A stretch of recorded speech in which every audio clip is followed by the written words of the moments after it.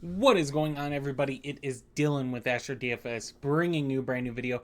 Today's video going over wide receivers to target for Week Three's main slate on DraftKings. So I've gone over quarterbacks, I've gone over running backs. Now getting to wide receivers, and the thing I need to start realizing on this slate in particular is usually there's a lot of noon games, and then the afternoon there's just three, maybe four, right? We start to get to the afternoon games, and we get five. We have five afternoon games, so one more than normal, but we get seven at noon. So there is some definite roster construction you're gonna have to account for. I mean, if you look at the afternoon games, there's some people on Miami. There's people on Vegas. The Detroit Arizona game is in that one. The San Fran LA game is on that. So there's going to be ownership quite a bit on that later slate. I mean, earlier you get Giants, Cleveland, Houston, Minnesota, Chargers, Pittsburgh, Denver, Tampa. Like, as far as guesstimated, going by Vegas lines, the higher scoring games are pretty much in the later part, right? Detroit, Arizona is supposed to be a good one. Baltimore, Dallas is supposed to be a good one. San Fran and LA was supposed to be a good one until everyone got hurt. So yeah, getting into the reason you guys are here though, to the wide receivers. CeeDee Lamb at 8,800 is a tournament play in my opinion. Saw what he was able to do against New Orleans, going against a Ravens team that's been, I mean, Rashee Rice week one has a great week against him. Xavier Worthy gets some points. Last week, Devontae Adams has a good week. Brock Bowers has a good week. So it's not crazy to say that CeeDee Lamb can't bounce back after this one. Granted, 19 points isn't bad. But when you're paying 8,800, a high premium for a player, you're hoping for 30, right? That's what you're hoping for, paying that much. So is it happening in this one? If Baltimore Dallas goes back and forth, then yes, it can happen in this one. That's where CeeDee Lamb and Dak Prescott pretty much get a lot of fantasy value. Is either one, they're blowing out teams and they score very fast, or it's back and forth. When they start to trail, it's usually bad for Dallas. So CeeDee Lamb's a tournament play. Amon-Ra at 8,200 though is a cash play in my opinion. Going against Arizona last week, 19 targets, 11 for 119. Got close to a touchdown, but didn't get it. And this one, right, he's not been limited in practice this week, so that was a good sign. But going against a very bad Arizona defense, high total game, Amon-Ra is, yes, a cash play for me. Marvin Harrison, I think, is a good stacking option if you want to run with Kyler, or if you want to run back on Detroit's side. Granted, you're paying a big premium, 65 for Goff, 82 for St. Brown, and then 74 for Harrison. You're paying quite a premium, but that is one that could be really good. We've seen Detroit's defense kind of give up quite a bit of yards, especially in the air. This could be another one if Kyler and Marvin Harrison can get on the same connection they had last week. Going down, Mike Evans, I think the thing for Denver's defense being number one against the pass, it's not really that they're number one against the pass. It's just they've been down so quick, so early. Teams aren't passing the ball on them, right? Now, you still have a lockdown corner over there in Surtain, but other than that, there's not a lot of pieces defensively to be concerned about.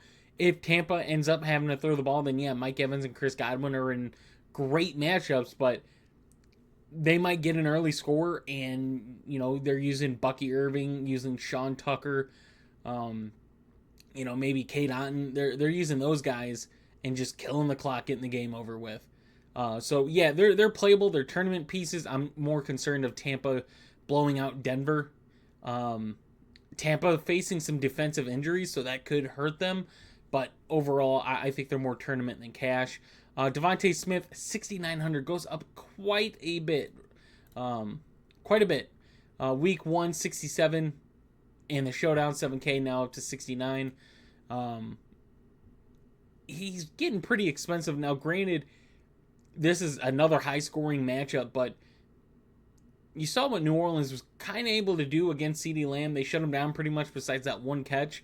He was pretty shut down. You're watching the injury news. Marshawn Lattimore may or may not play. That's one to always look for. But I don't know if I want to get there at 6,900 for Devontae Smith. I kind of like paying up a premium for an Amon-Ra. You're paying for Marvin Harrison, kind of CeeDee Lamb. I don't think you need to get there, but you can. Or you go down to some pieces, right? And we go to Chris Olave at 6,300 against Philly, who their defense has just been getting dotted up, right? Week one against Green Bay, last week against Atlanta in that showdown. You got to remember, Philly's also coming off a short week, so it's a good matchup for Chris Olave. Philly's secondary pieces aren't the greatest. Darius Slay still doing what he can. Safeties, yeah, Gardner Johnson I think is out. So that's a hit for Philly's secondary, which is good for Chris Olave. It should be an offensive back and forth game, though. I do think it'll come to that. And then Brandon Ayuk at 6,200 against the Rams. Debo out. Kittle looking like he's going to be out. CMC looking like he's going to be out. I think it's very doable to get Ayuk and Mason this week in cash and not need Purdy. I'm not saying Purdy's a bad play, but when you're missing two of your best pass catchers, you could say three in CMC, but legit pass catchers, you're missing two of them.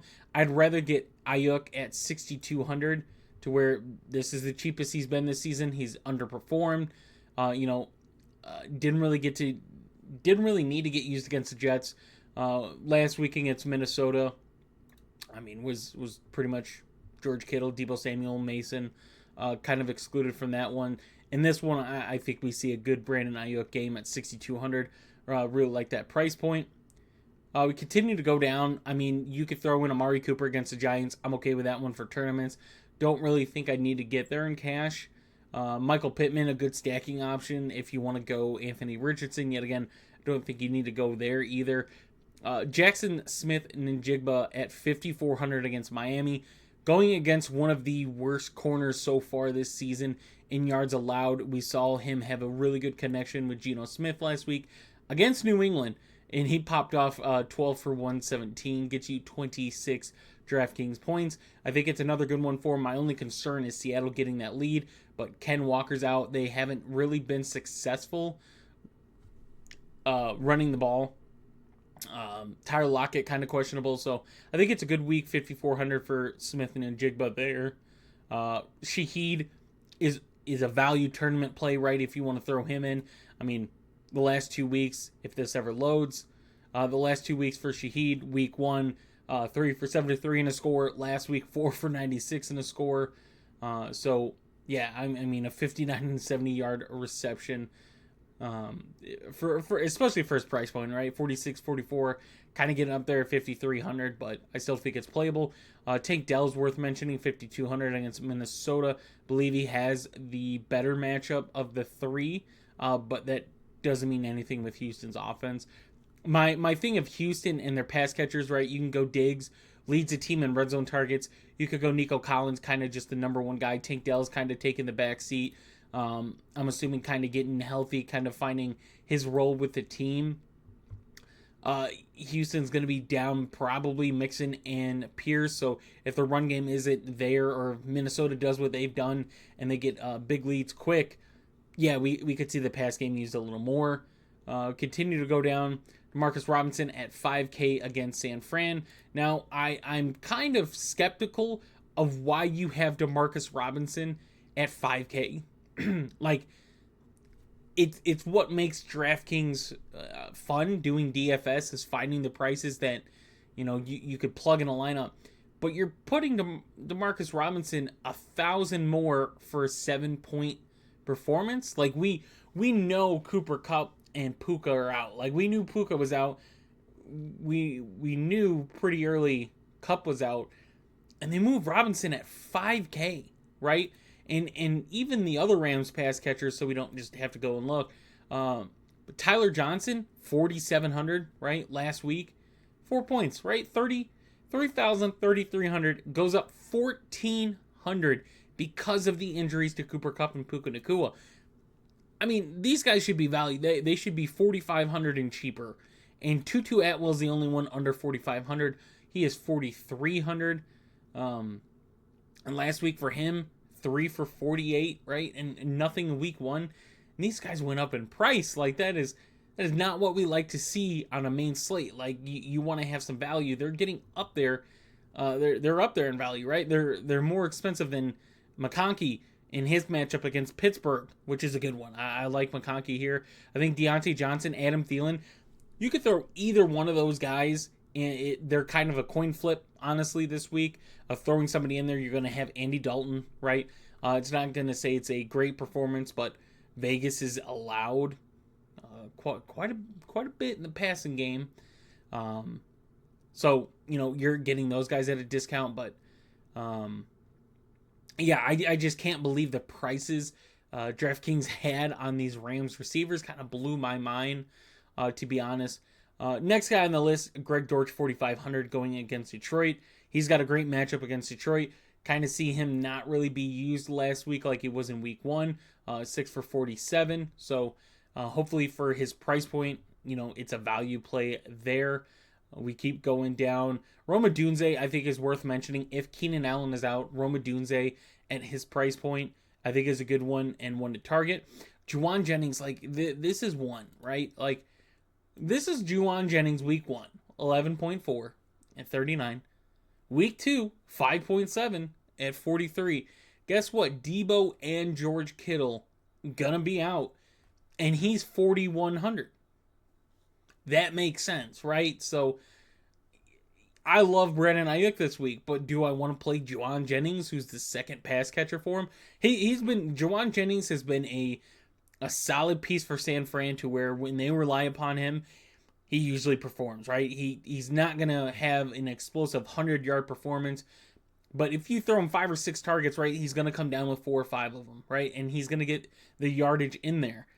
He's not going to blow you away, but he's a consistent, reliable piece for San Fran.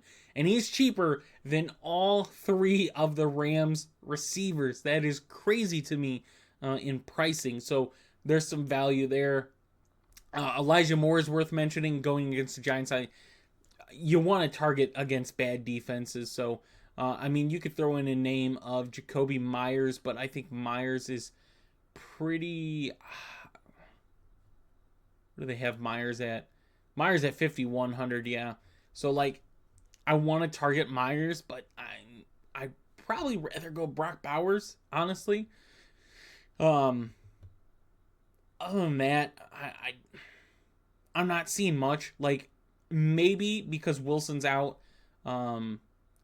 Britton Covey going against New Orleans, 6 for 23 last week, so getting some targets there. Jahan Dotson not really used that much. And like that's pretty much it for wide receivers. Obviously, we have the tight end video going out tomorrow. So if you guys are interested in that one, check it out. If you guys are interested in the quarterback or running back video, those are out as well. If you did enjoy the video, please leave a like and subscribe.